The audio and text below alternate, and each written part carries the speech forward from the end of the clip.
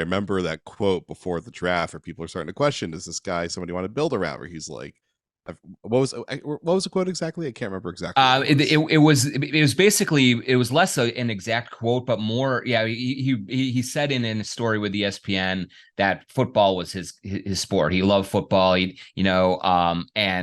the whole story was basically constructed around the interaction that the reporter had with Ant on one or two occasions, and there was real sort of concern about, hey, is this guy really in it? Does he love the game? Does he want to be great at basketball? And is there enough desire there to merit a number one overall pick?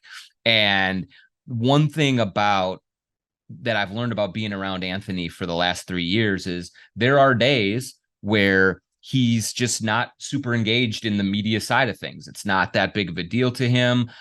He kind of wants to get in and get out of things. And when that happens, it can come off sometimes like he's just, not interested in the game, or he doesn't want to kind of really dive into breaking down things and all of that. And I think that there was just one of those days for him with that reporter who asked him, and he's like, I like football, I don't watch too much basketball. I don't do all and that sent off a lot of red flags for the reporter and certainly anyone who read that story. But the more that you're around Ant, it was quickly apparent when he arrived in Minnesota as a rookie that this was not a situation of a young player who didn't really like the game. He's just an athlete. Like he's an ultra competitive.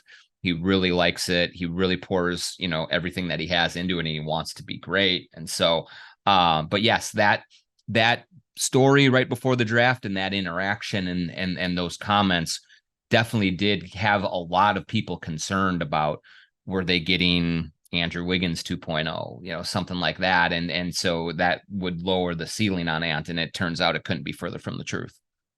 I also think there's a misconception about the fact that these guys watch so much tape as part of their prep work that a lot of people want to take a break to have some sort of balance. Like they don't need to watch the game that's on that night for fun when they've already just spent like 2 hours watching basketball earlier in the day anyway.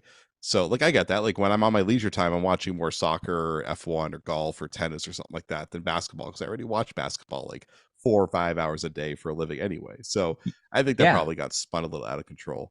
for But sure. And I do think, like, I think Ant watches games too. I mean, but like I just think that day he just didn't want to talk about it. And at the time he was 18 years old, 19 years old, and still very new in the media game and the interactions and what your words can be construed as. And so it just kind of was maybe a learning lesson for him through that. But it was just a young kid who just had one of those days like, I'm not really into this, and I'm not going to give you a whole lot to work with.